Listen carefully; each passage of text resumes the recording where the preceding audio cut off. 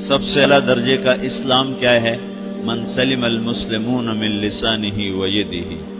زندگی میں یہ طے کر لو، کوئی کتنا ہی تمہیں دکھ پہنچائے، کوئی کتنا ہی تمہاری بےعزتی کرے، چپ ہو جاؤ، سہ جاؤ۔ مرنے والے کی کیا عزت، کیا ذلت، میں نے تو مر کے دیکھا ہے، اور مجھے یہ حدیث سمجھ میں آئی ہے بڑی اچھی طرح، موتو قبل ان تموتو، کہ مرنے سے پہلے مر جاؤ۔ اس وقت اگر میں مر جاتا تو مجھے کوئی گالیاں دیتا تو مجھے کیا نقصان تھا، اور مجھے کوئی نعرے لگاتا میرے لیے تو میرا کیا نفع تھا۔ تو مرنے سے پہلے مر جاؤ، کوئی تمہیں برا بھلا کہے تو تمہارا کیا نقصان ہے، تمہیں کوئی واہ واہ نعرے لگائے تمہیں کیا نفع ہے۔ اگر اللہ راضی ہے تو مرد آباد اور زندہ باد سے بے نیاز ہو۔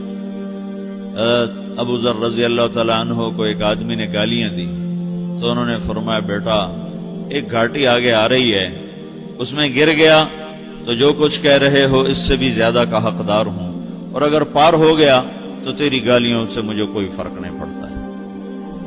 من سلم المسلمون من لسانہ و یدہ موتوا قبل ان تموتوا۔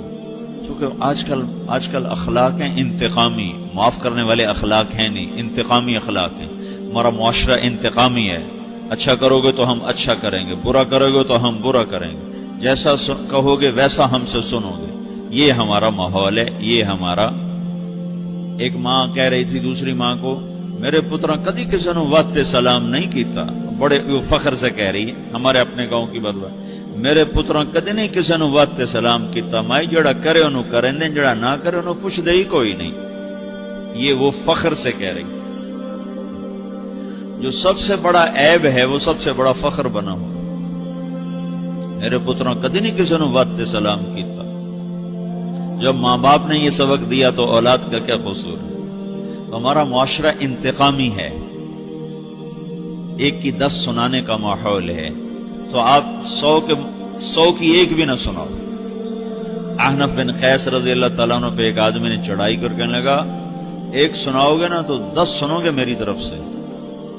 تو احنف بن قیس کہنے لگے بھائی تو مجھے 100 بھی سنائے گا نا تو میری طرف سے ایک بھی تو نہیں سنے گا۔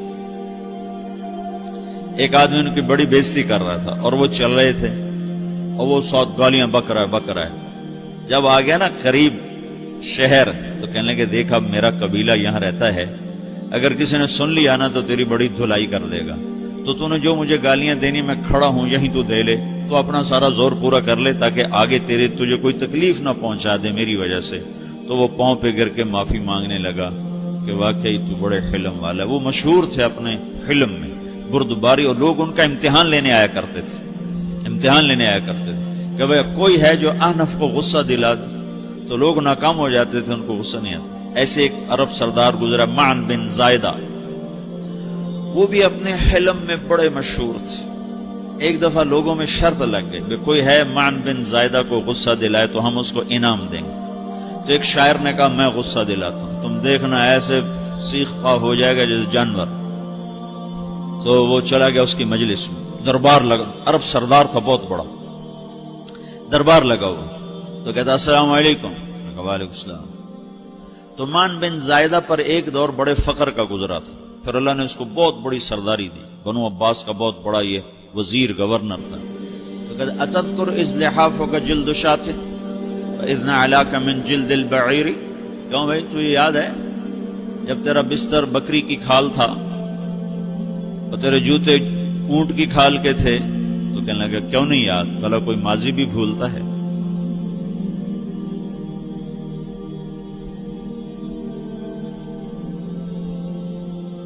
تو وہ کہنے لگا پہلا وار تو خطا گا کہ فسبحان الذی آتاک ملکا وعلمک الجلوس علی السریر، تو پھر ساری تعریفیں تو اللہ کی ہیں جس نے تیرے جیسے کو تخت پہ بٹھا دیا۔ کہاں بھئی ساری تعریفیں اللہ کی ہیں، میری تو کوئی اوقات نہیں۔ تو کہنے لگا سأرحل عن دیار انت فیہا وان جار الزمان علی الفقیر، جہاں تیرے جیسا حکمران ہو وہاں مجھے رہنا گوارا ہی نہیں ہے، میں یہاں سے چھوڑ کے نکل جاؤں گا چاہے کتنی تکلیف اٹھاؤں۔ بڑے دربار میں یہ ایک گورنر اور وزیر سے بات ہو رہی ہے، تو وہ کہتا ہے اچھا بھائی اگر تو ہمارے پاس رہے گا تو ہم تیرا اکرام کریں گے، اور اگر تو جانا چاہتا ہے تو تو پھر رافقت کا سلام، تو وہ یہ بار بھی خالی گیا تو پھر کہنے لگا فجد لی یبن ناقصۃ بمال،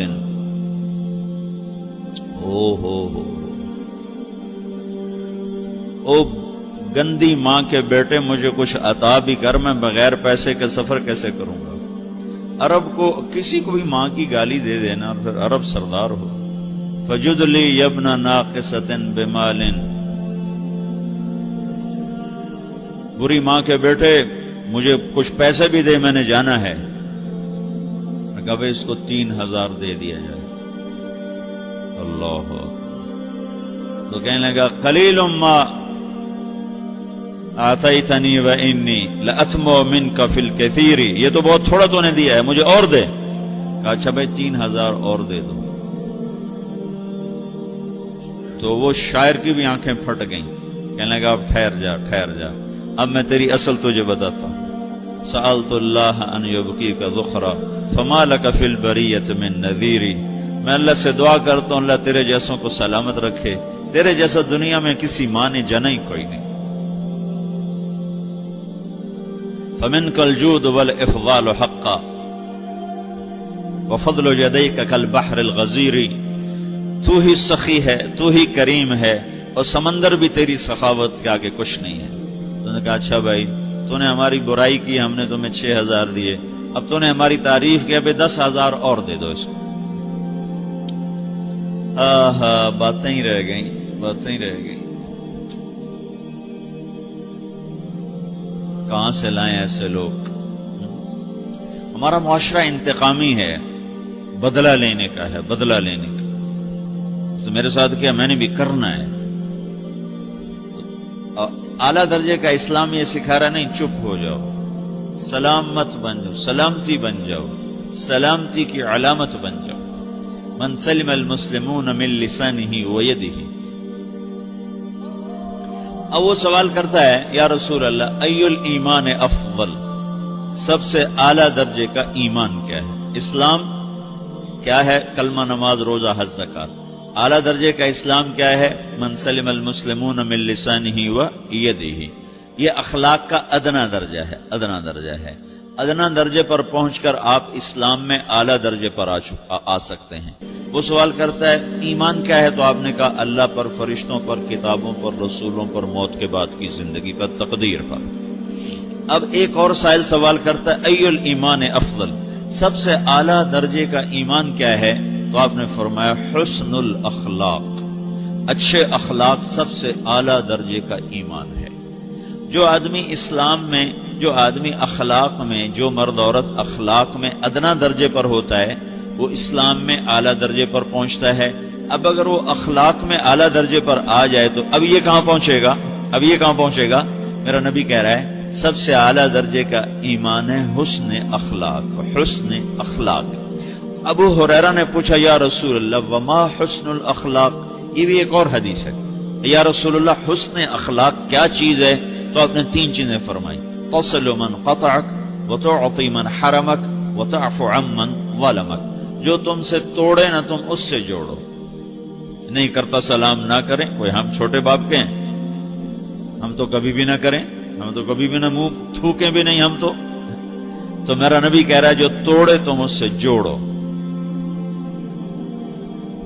جو محروم کرے اسے عطا کرو، جو زیادتی کرے اس سے درگزر کرو. یہ 3 کام جو عورت مرد کر لے گا یہ اخلاق کے اعلیٰ درجے میں ہے. جب یہ اخلاق کے اعلیٰ درجے پر پہنچتا ہے تو پھر میرا نبی کیا بشارت دیتا ہے؟ ادنا درجے پر پہنچ کر تو اعلیٰ مسلمان کی بشارت ہے، اور اخلاق میں اعلیٰ درجے پر پہنچ کر میرا نبی کہتا ہے کاد الحلیم ان یکون نبیا، اعلیٰ اخلاق والا بس نبی بنتے بنتے رہ جاتا ہے. اعلیٰ اخلاق والا ایسے ہے جیسے کہ نبی، قریب ہے کہ وہ نبی بن جائے. یہ تو ہے نا ترجمہ، لیکن ہم ہمارے اردو میں کہتے ہیں وہ نبی بنتے بنتے بنتے رہ گیا. کیا مطلب؟ کہ اس میں اور نبی میں صرف نبوت کا فرق رہ جاتا ہے، باقی وہ سب کچھ حاصل کر لیتا ہے. تو یہ سارے دین کا میں نے آپ کو خلاصہ بتایا ہے کہ میری آپ کی ضرورت ہے کہ میرا اسلام اعلیٰ درجے کا ہو، من سلم المسلمون من لسانہ و یدہ، میرا ایمان اعلیٰ درجے کا ہو،